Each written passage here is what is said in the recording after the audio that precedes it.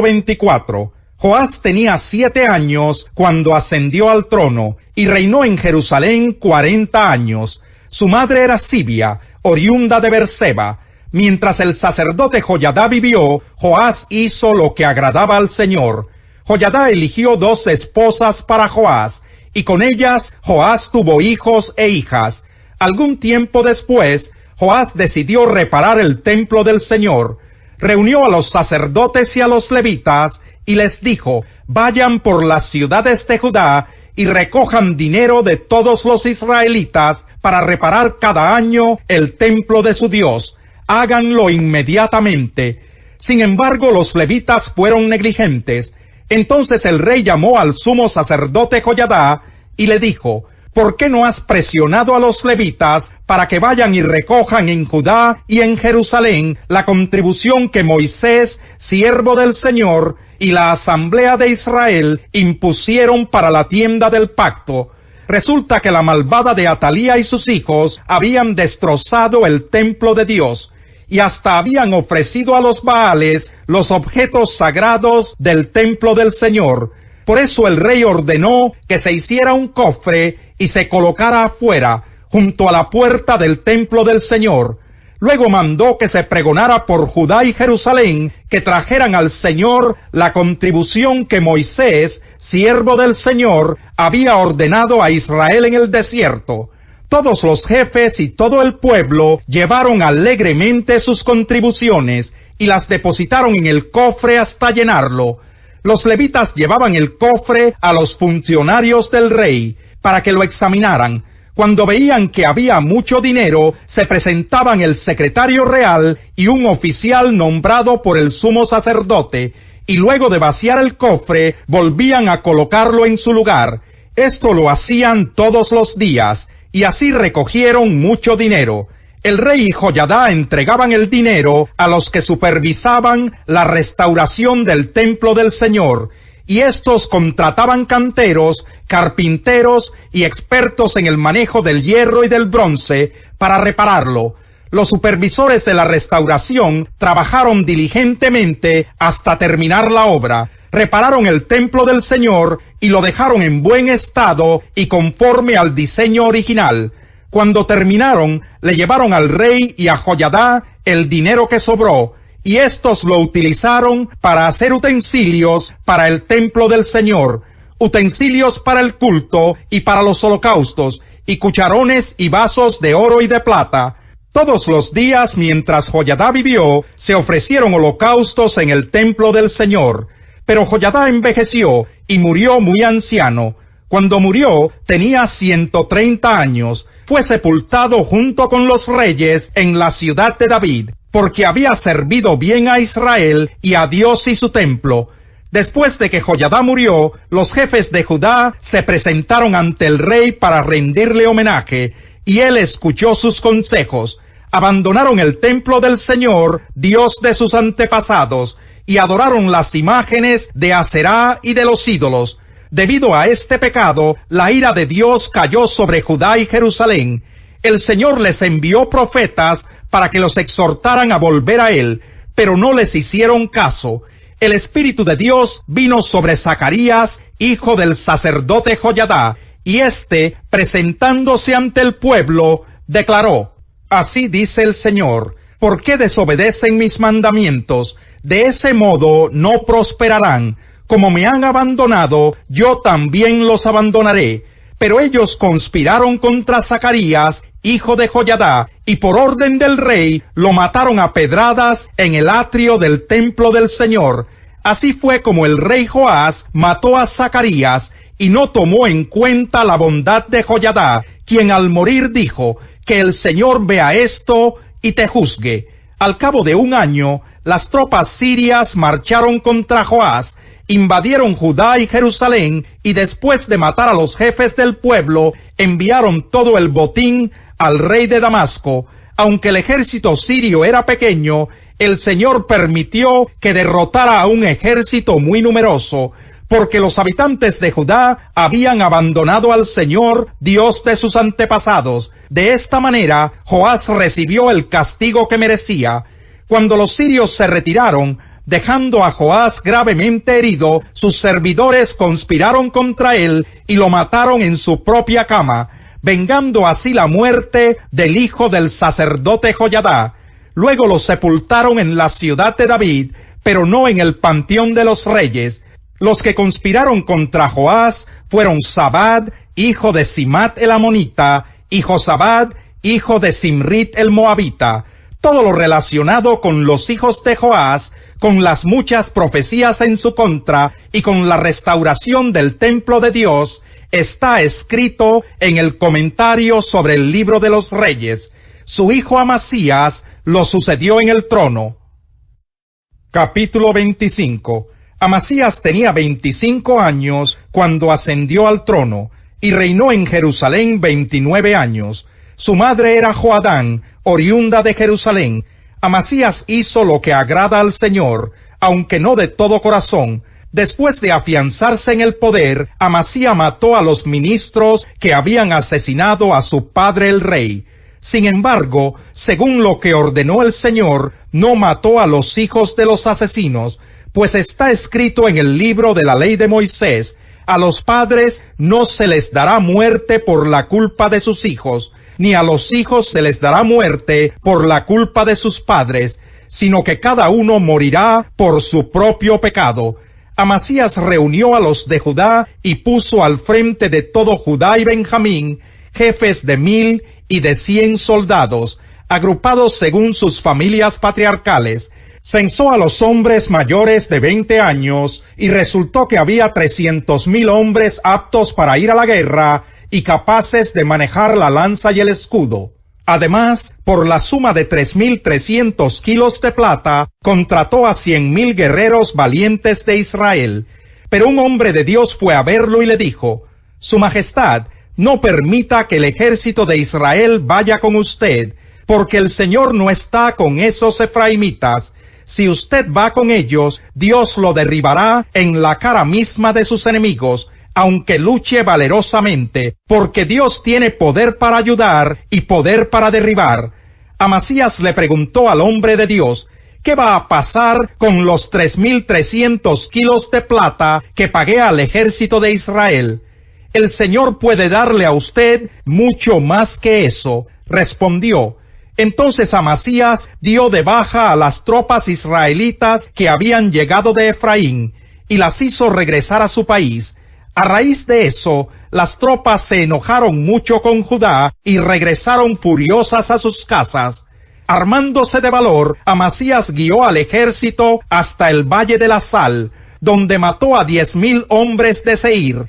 El ejército de Judá capturó vivos a otros 10,000. A estos los hicieron subir a la cima de una roca, y desde allí los despeñaron. Todos murieron destrozados. Mientras esto sucedía, las tropas que Amasías había dado de baja se lanzaron contra las ciudades de Judá, y desde Samaria hasta Bet-Jorón mataron a 3,000 personas y se llevaron un enorme botín. Cuando Amasías regresó de derrotar a los edomitas, se llevó consigo los dioses de los habitantes de Seir, y los adoptó como sus dioses, adorándolos y quemándoles incienso. Por eso el Señor se encendió en ira contra Amasías, y le envió un profeta con este mensaje: ¿por qué sigues a unos dioses que no pudieron librar de tus manos a su propio pueblo? El rey interrumpió al profeta y le replicó: ¿y quién te ha nombrado consejero del rey? Si no quieres que te maten, no sigas fastidiándome. El profeta se limitó a añadir: solo sé que por haber hecho esto y por no seguir mi consejo, Dios ha resuelto destruirte. Sin embargo, Amasías, rey de Judá, siguiendo el consejo de otros, envió mensajeros a Joás, hijo de Joacás, y nieto de Jehú, rey de Israel, con este reto: ven acá para que nos enfrentemos. Pero Joás, rey de Israel, le respondió a Amasías, rey de Judá: el cardo del Líbano le mandó este mensaje al cedro: entrega a tu hija como esposa a mi hijo. Pero luego pasaron por allí las fieras del Líbano y aplastaron al cardo. Tú te jactas de haber derrotado a los edomitas. el éxito se te ha subido a la cabeza. Está bien, jáctate si quieres, pero quédate en casa. ¿Para qué provocas una desgracia que significará tu perdición y la de Judá? Como estaba en los planes de Dios entregar a Amasías en poder del enemigo por haber seguido a los dioses de Edom, Amasías no le hizo caso a Joás. Entonces Joás, rey de Israel, marchó a Bet-Semes, que está en Judá, para enfrentarse con él. Los israelitas batieron a los de Judá, y estos huyeron a sus hogares. En Bet-Semes, Joás, rey de Israel, capturó a Amasías, rey de Judá, hijo de Joás y nieto de Joacás. Luego fue a Jerusalén y derribó 180 metros de la muralla, desde la puerta de Efraín hasta la puerta de la esquina. Además, se apoderó de todo el oro, la plata y los utensilios que estaban en el templo de Dios bajo el cuidado de Obed-Edom. También se llevó los tesoros del palacio real, tomó rehenes y regresó a Samaria. Amasías, hijo de Joás, rey de Judá, sobrevivió 15 años a Joás, hijo de Joacás, rey de Israel. Los demás acontecimientos del reinado de Amasías, desde el primero hasta el último, están escritos en el libro de los reyes de Judá y de Israel. Desde el momento en que Amasías abandonó al Señor, se tramó una conspiración contra él en Jerusalén. Entonces Amasías huyó a Laquis, pero lo persiguieron y allí lo mataron. Luego lo llevaron a caballo hasta la capital de Judá, donde fue sepultado con sus antepasados. Capítulo 12. Por lo tanto, hermanos, tomando en cuenta la misericordia de Dios, les ruego que cada uno de ustedes, en adoración espiritual, ofrezca su cuerpo como sacrificio vivo, santo y agradable a Dios. No se amolden al mundo actual, sino sean transformados mediante la renovación de su mente. Así podrán comprobar cuál es la voluntad de Dios, buena, agradable y perfecta. Por la gracia que se me ha dado, les digo a todos ustedes, nadie tenga un concepto de sí más alto que el que debe tener, sino más bien piense de sí mismo con moderación, según la medida de fe que Dios le haya dado. Pues así como cada uno de nosotros tiene un solo cuerpo con muchos miembros, y no todos estos miembros desempeñan la misma función, también nosotros, siendo muchos, formamos un solo cuerpo en Cristo, y cada miembro está unido a todos los demás. Tenemos dones diferentes, según la gracia que se nos ha dado. Si el don de alguien es el de profecía, que lo use en proporción con su fe. Si es el de prestar un servicio, que lo preste. Si es el de enseñar, que enseñe. Si es el de animar a otros, que los anime. Si es el de socorrer a los necesitados, que dé con generosidad. Si es el de dirigir, que dirija con esmero. Si es el de mostrar compasión, que lo haga con alegría. El amor debe ser sincero. Aborrezcan el mal, aférrense al bien. Ámense los unos a los otros con amor fraternal, respetándose y honrándose mutuamente. Nunca dejen de ser diligentes. Antes bien, sirvan al Señor con el fervor que da el Espíritu.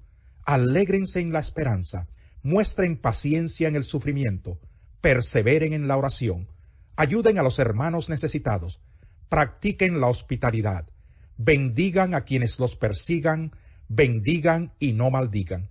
Alégrense con los que están alegres, lloren con los que lloran, vivan en armonía los unos con los otros. No sean arrogantes, sino háganse solidarios con los humildes. No se crean los únicos que saben. No paguen a nadie mal por mal.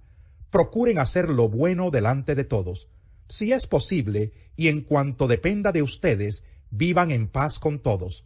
No tomen venganza, hermanos míos, sino dejen el castigo en las manos de Dios. Porque está escrito, mía es la venganza, yo pagaré, dice el Señor. Antes bien, si tu enemigo tiene hambre, dale de comer. Si tiene sed, dale de beber.